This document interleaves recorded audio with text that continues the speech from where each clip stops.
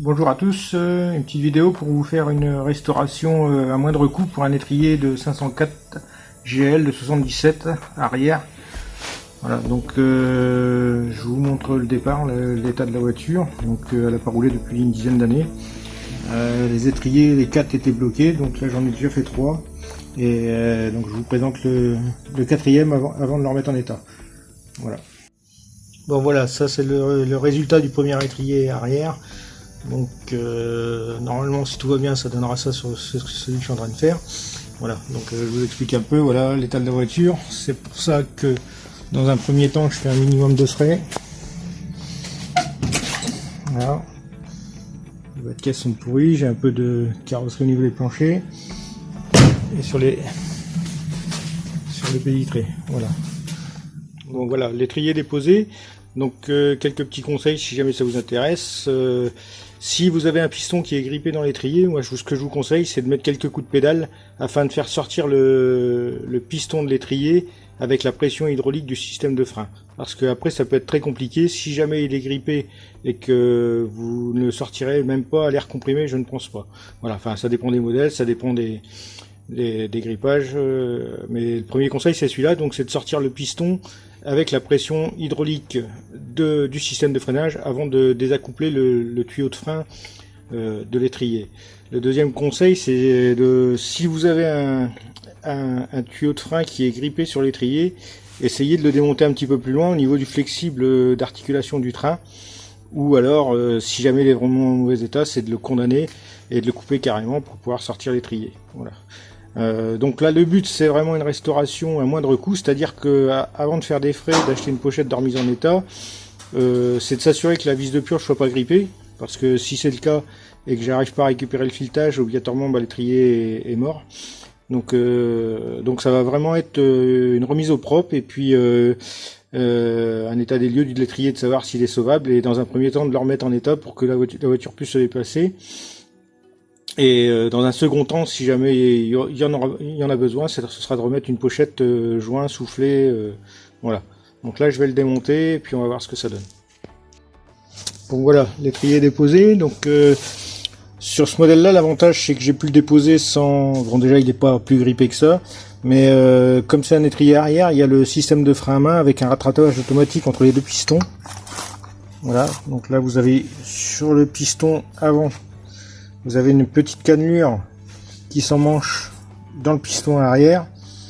Voilà. Et à chaque fois que vous mettez un coup de pédale, dès que la plaquette s'use, il y a des crans qui permettent de garder de rattraper le jeu laissé par l'usure de la plaquette.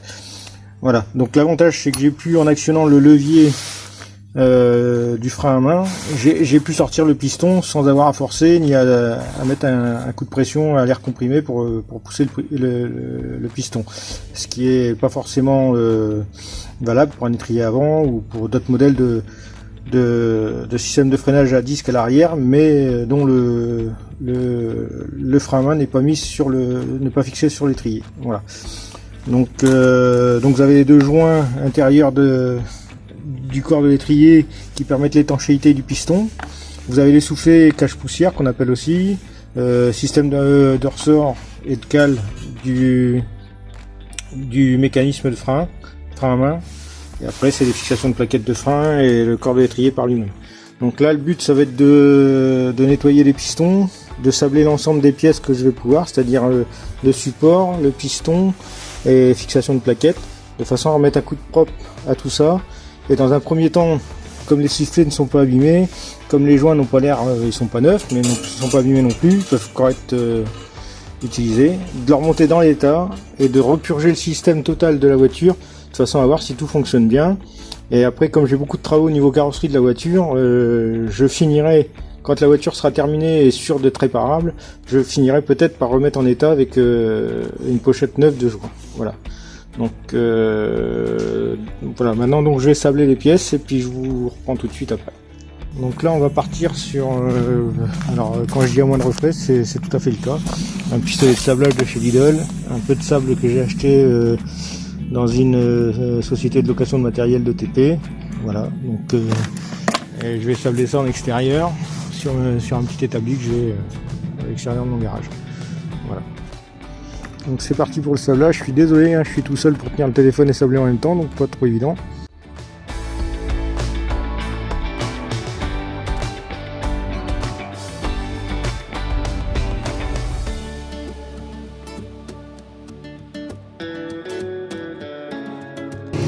Voilà ce que ça donne. Donc là je vais finir sans filmer parce que pas très facile. Et puis je vous montre tout ça une fois que c'est terminé. Bon voilà, premier côté fait. Donc je vous montre ce que ça donne. Donc ça c'est le côté d'origine. Donc celui-là il est encore pas trop abîmé. On voit qu'il est encore bien noir. Voilà. Une fois sablé ça donne ça. Donc après j'ai fait une petite couche d'après. Puis une petite couche de peinture noire. Donc là c'est le corps du piston. Donc voilà. Je vais commencer à le sabler. Cette partie elle n'est pas sablée. On voit bien, donc surtout oui, protéger quand même l'intérieur du piston avec un chiffon, c'est pas la peine d'aller sabler l'intérieur, un petit coup de toile émeri suffira, je vous montrerai ça tout à l'heure. Donc voilà. Voilà ce que peut donner le sablage, donc adaptez votre grain à la matière, hein. Surtout là c'est de la fonte et de l'acier, donc il n'y a pas de souci, je peux y aller avec un grain, bien qu'il est très fin, mais on peut y aller avec un grain assez costaud. Il me restera des petites pièces de remontage aussi à sabler. Donc voilà, donc je termine et puis je reprends. Bon voilà, toutes les pièces sont sablées. Donc alors deux petits conseils, les lunettes et protégez-vous le nez parce que le sable sous pression c'est très mauvais pour les poumons. Donc voilà. Donc j'ai modifié aussi pour parce que le problème sinon c'est qu'il vous faut un sable très fin qui n'est pas forcément vendu partout.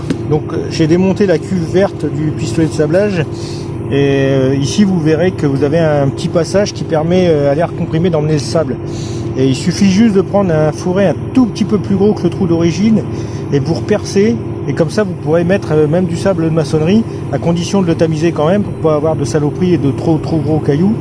Et voilà, donc c'est pour ça que mon pistolet est un peu bidouillé, donc avec des colliers et puis mais c'est tout simplement parce que j'ai démonté de façon à pouvoir percer le trou d'origine du fabricant, de façon à faire passer un sable un peu plus gros. Voilà, comme ça vous permet d'avoir ne serait-ce que du sable de maçonnerie, c'est suffisant. Et puis surtout les lunettes quoi. Donc moi je mets un bonnet, je mets une cagoule qui me couvre jusqu'à la bouche, jusqu'au nez même, et les lunettes de façon à pas trop morfler du sable. Voilà, donc toutes les pièces sont sablées. Maintenant je vais les passer un coup à l'acétone. Et puis un petit coup de bombe d'après, un petit coup de bombe de noir pour le support, de gris pour le piston, support de piston. Je vais passer un petit coup de toile à l'intérieur du piston de façon à enlever la rouille qui bloquait les pistons. Voilà. Et puis après je remonte tout ça. Il existe des graisses spécifiques pour les freins, mais moi j'en ai pas, donc je vais remonter ça au liquide de frein en imprégnant les joints de liquide avant de les remonter. Voilà, donc je vous montre la peinture et puis le remontage après. Donc voilà, j'en ai profité aussi pour sabler le cache du carburateur qui va au filtre à air. Et donc là maintenant je vais...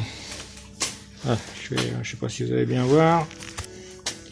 Donc je vais enlever la partie rouillée qui est dans le corps du l'étrier, de façon à ce que le piston recoulisse bien dedans, quoi. En fin de compte c'est la bordure de rouille en bord tout au bord là qui empêche, qui crée un volume, et en fin de compte qui n'est plus au diamètre du piston et qui empêche le piston de rentrer et de sortir, ce qui faisait que les freins étaient bloqués. Voilà. Donc je le fais tout simplement avec une perceuse et une brosse au bout, voilà, tout simplement. J'insiste pas trop parce qu'il faut pas agrandir le corps, mais c'est pas non plus parce qu'en fin de compte ce qui fait l'étanchéité c'est le joint qui est dans la gorge. Donc même si jamais vous enlevez une toute petite surface de rouille à ce niveau-là, c'est pas ce qui va gêner le fonctionnement de l'étrier. Voilà. Bon voilà, on peut voir que l'état de surface est très propre maintenant. Donc bon, je suis désolé, c'est pas très visible, j'ai du mal à... Voilà. Bon, là ce qui me reste, c'est en fin de compte, là il faut bien nettoyer les gorges, de façon à ce que les joints ils reprennent bien leur place. Donc à propos des joints, surtout quand vous les démontez, vous contrôlez leur sens de positionnement dans le corps de l'étrier, parce que certains modèles ont un sens. Voilà. Donc démontez-les et repérez dans le sens où ils sont montés, et remontez-les dans le même sens. Comme ça vous prenez pas de risque. Voilà. Donc là je vais finir de nettoyer mes gorges et puis je vais mettre un petit coup de peinture, enfin commencer par l'après puis un coup de peinture après. Bon voilà, là les gorges sont nettoyées, vous voyez, voilà. Alors, dernière petite suggestion, vérifiez bien que les canalisations de purge et du tuyau d'alimentation de l'étrier soient bien propres. Parce que, bon, avant le sablage, moi je les ai pas bouchés, mais voilà quoi, je les nettoie après. Voilà, mais bien s'assurer que, avec une soufflette, que le jet d'air passe bien de l'entrée jusqu'à l'intérieur du corps de l'étrier, pour être sûr que tout est bien débouché, pour pas avoir de soucis de purge ou d'alimentation après une fois remontage. Voilà, donc là je vais passer un petit coup d'acétone et puis je les mets en peinture. Bon voilà, toutes les pièces sont accrochées, prêtes à peindre, c'est le plus simple. Moi je mets des petits clous, je mets des petits crochets, comme ça je prends la pièce, je la peins, je la raccroche, ça évite qu'on s'accroche dedans ou que ça tombe, voilà. Donc là je vais les mettre en après et puis après ce sera une peinture. Tout ça en bombe bien sûr, parce que mon but de la vidéo c'est vraiment une restauration au moindre coût quoi. Donc je sais qu'il y aura des critiques parce qu'on peut faire l'époxy, on peut faire au bichromatage, il y a beaucoup de choses, mais tout de suite ça coûte un peu d'argent. Moi mon but c'est pour les gens qui ont des petits moyens, qui ont une voiture qui traîne dans leur cours et puis qui ont envie de leur faire un petit coup de propre pour le plaisir, bah voilà quoi. Donc c'est vraiment ce que je recherche, c'est ça, c'est pas autre chose, c'est pas de faire du super truc nickel qui durera 20 ans, c'est pas le but, c'est vraiment de donner des petites idées à ceux qui n'ont pas beaucoup de moyens et puis qui veulent faire quelque chose d'à peu près propre. Bon voilà, tout est en après. Donc n'oubliez pas le petit chiffon dans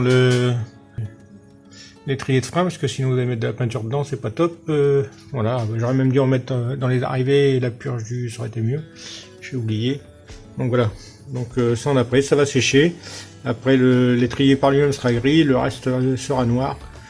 Donc voilà, et puis je vous filmerai un peu le remontage pour vous expliquer. Bon bah, voilà, là donc il va falloir nettoyer les pistons pour les remettre propres dans le corps de l'étrier. Profitez pour nettoyer un peu le levier de frein à main. Donc pour ça moi je m'embête pas, j'ai un petit touret avec une brosse métallique, je mets un petit coup de brosse et puis ça repart quoi. Voilà. Voilà, donc si vous avez un doute, alors il faut que l'aspect du piston soit nickel. Si jamais il manque du chrome ou si jamais il y a des impacts, c'est pas la peine, ça risque de fuir. Donc là il est en bon état, il n'y a pas de souci. Si jamais vous aviez un petit doute, c'est possible de finir avec un petit papier 600 ou 1000, enfin ce que vous avez de plus fin. Et puis un petit dégrippant pour le mécanisme et puis un petit nettoyage après à la brosse métallique ou au papier de toilette moelle pour fignoler.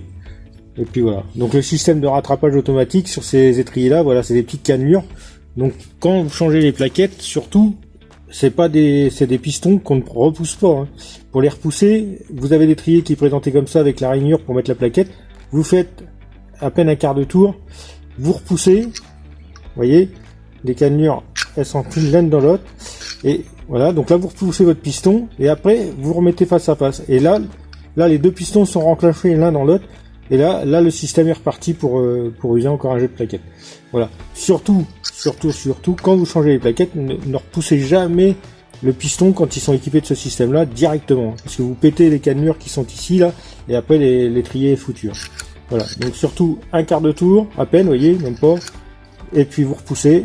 Donc, et puis après vous redressez pour remettre dans les cannelures.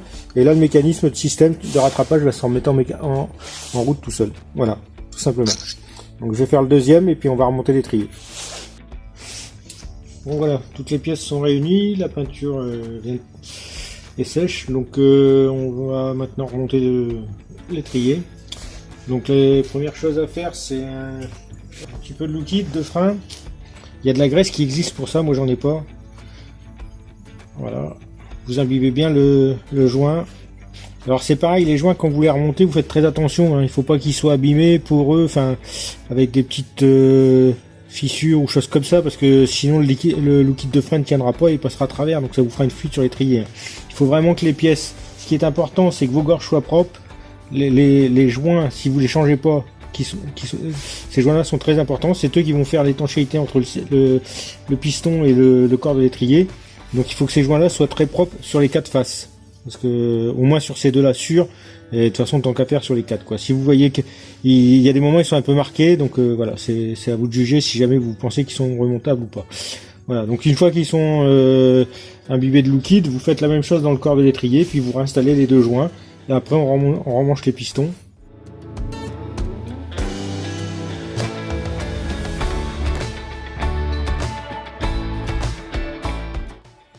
fait tremper dans un peu de liquide, comme ça on est sûr qu'il est bien étanche. Donc surtout respectez bien le sens si jamais vous avez un doute. Voilà. Donc là, il est réinstallé dans son logement. Vous voyez, donc tout est propre, il sort légèrement, c'est tout à fait ce qu'il faut pour qu'il puisse être étanche sur le piston. C'est la même chose de l'autre côté. Donc si jamais vous n'avez pas des étriers de 504, vous n'aurez qu'un piston d'un côté, le reste de l'étrier de frein sera fermé derrière, donc vous inquiétez pas, vous n'aurez pas deux joints, vous en aurez qu'un, mais vous aurez aussi qu'un seul piston. Voilà.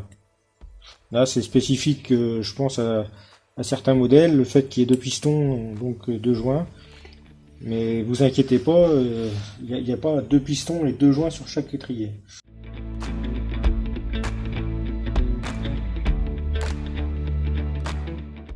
Donc au préalable, moi j'ai tout nettoyé, hein. Donc les soufflets sont pas percés, donc je vais pouvoir les remettre.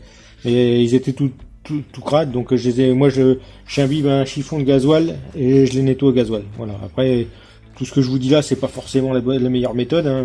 Moi c'est comme ça que je fais, c'est pour la première fois que je refais un étrier de frein, j'ai jamais eu de soucis par rapport à ça. Par contre, ne jamais, c'est les laisser tremper dans le gasoil, parce que le caoutchouc va absorber le gasoil et là il va se déformer, il va devenir 2 fois trop grand, vous ne pourrez plus le remonter. C'est vraiment du gasoil sur un chiffon et tout doucement, vous écartez bien et puis vous nettoyez entre les rebords du joint. Et puis normalement il n'y a pas de raison, s'ils sont pas percés, parce que ça c'est important, parce que c'est ce qu'on appelle un cache-poussière, ça va éviter que toutes les limailles de plaquettes de frein, toute la merde que vous pouvez récupérer sur la route en roulant, aille entraver le fonctionnement du piston, en venant se mettre entre le piston et le corps de l'étrier. Voilà. Donc l'arrière, si je ne dis pas de bêtises, donc là pareil, on va mettre un petit peu de liquide. Voilà. Et là ça se remanche tout doucement, sans forcer, faire pivoter sur lui-même. Voilà. Là, il a repris sa place, donc là il n'y a pas de souci. La même chose pour devant. Donc là, pensez à ce que je vous ai dit, respectez bien le fait que si jamais c'est des étriers de 504 arrière, il faut le mettre de biais, de façon à ce que les deux gorges des pistons rentrent ensemble. Voilà. Voilà. Là, votre piston est remonté, il n'y a plus de souci. Donc là on va remettre les soufflets, donc ça c'est tout simple, qui va être plus chiant. Donc là il y a une gorge dans le piston, voilà, la première partie, et un petit anneau en ferraille qui vient maintenir le soufflet sur le corps du... Donc sur le piston vous avez une gorge dans le piston, et sur l'étrier par lui-même, vous avez le petit clips là, qui vient prendre là-bas le caoutchouc. Voilà, donc faites attention de ne pas percer, moi c'est un petit outil pointu comme ça, c'est un peu casse-pied à remettre.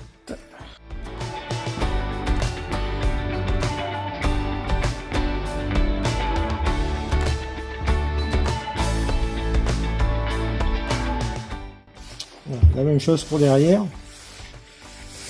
Hop, donc on le passe comme ça. Vous faites attention de ne pas l'accrocher dans l'axe. Voilà, on fait le tour.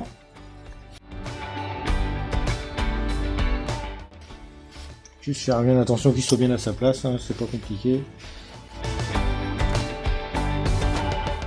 Alors quand vous remettez le petit clip, vous faites bien gaffe qu'il prenne bien le joint. Hein, parce que si vous le mettez dessous, ça servira à rien. Là il faut qu'il soit vraiment bien pris. Surtout que même si vous manipulez avec un tournevis, surtout faites attention de ne pas percer le joint, quoi. Voilà. C'est pas dramatique en soi, mais ce serait dommage d'avoir en bon état et de le percer au moment de le remontage. Voilà, donc c'est remonté. Donc au niveau du piston, là c'est bon. On peut pousser un peu. Voilà. Que ce soit l'un tout l'autre. Voilà, on est bien. Donc avec un tournevis plat, vous voyez, vous le mettez dans la rainure. Et là, vous redressez l'ensemble. Et vous vérifiez. Ah, voilà, on voit bien le piston monter. Vous voyez, voilà. Ça veut dire que les cannures sont bien face à face et que le piston fonctionne. Mais de toute façon, vous n'aurez pas le choix, parce que quand vous allez remettre votre plaquette de frein, vous avez un petit ergot sur la plaquette qui vous obligera à mettre le piston dans le bon sens. Donc à partir du moment où derrière vous êtes bien monté, devant vous serez bien monté, il n'y a pas de souci, ça fonctionnera.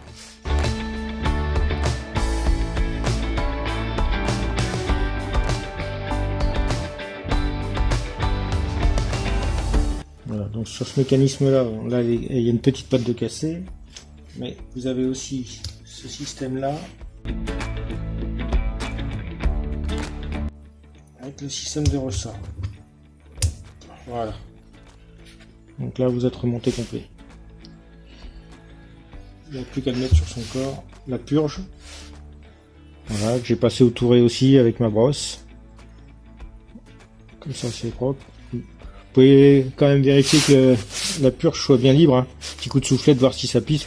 Ce sera plus facile pour le purger. Si elle est bouchée, c'est pas dramatique. Hein. Vous la démontez complètement, vous purgez à deux. Et puis vous la remontez, mais l'idéal c'est qu'elle fonctionne, c'est quand même le mieux. Une des particularités de cet étrier là, c'est que c'est un étrier flottant, c'est à dire que c'est la partie du piston, elle est mobile sur la partie support, donc elle va glisser sur ces parties là ici et à ce niveau là, par l'intermédiaire de la bague blanche qui est derrière. Voilà, donc moi je mets un petit peu de graisse en haute température.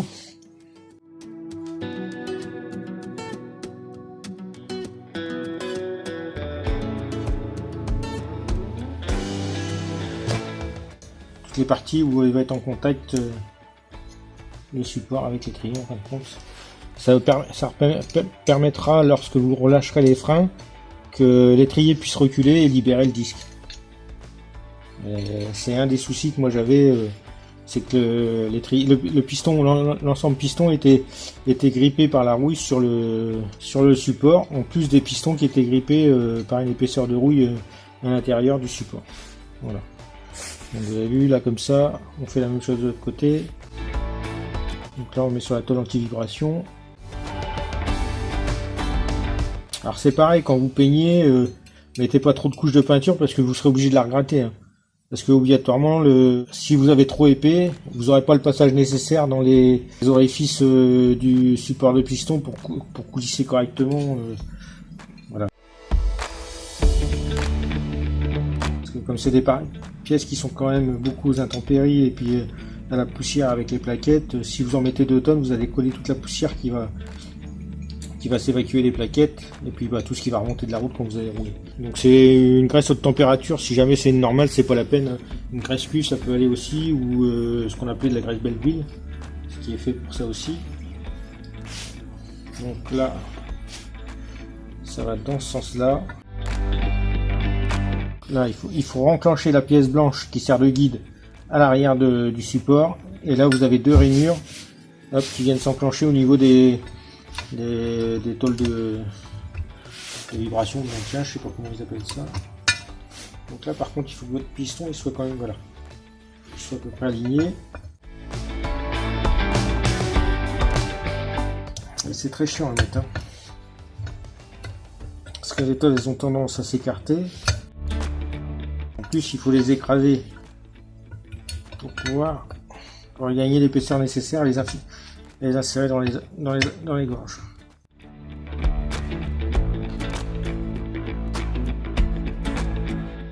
Voilà. Et là, il n'y a plus qu'à reculer. Voilà. Voilà. Donc si vous avez trop de peinture, vous n'aurez pas le glissement nécessaire. Donc après, j'ai plus qu'à remettre mes plaquettes. Voilà, fixées par le support. Donc ça, c'est comme si vous faisiez un remplacement de plaquettes. Il n'y a rien de sorcier. N'oubliez pas surtout, c'est le petit ergot dans le piston. Donc le piston doit être obligatoirement bien aligné par rapport à la plaquette, parce que la plaquette elle a sa place, hein, vous ne pourrez pas faire autrement.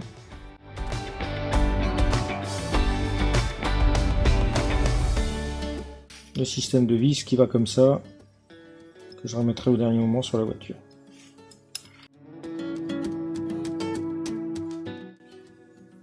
J'ai oublié cette petite agrafe, donc elle passe là comme ça. Hop.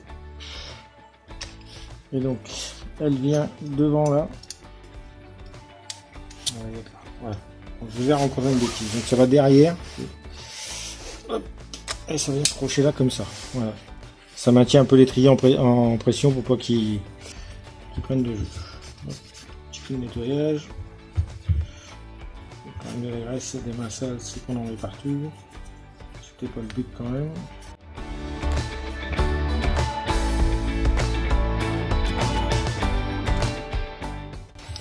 Voilà, l'étrier est remonté, il n'y aura plus qu'à le remonter sur les voitures.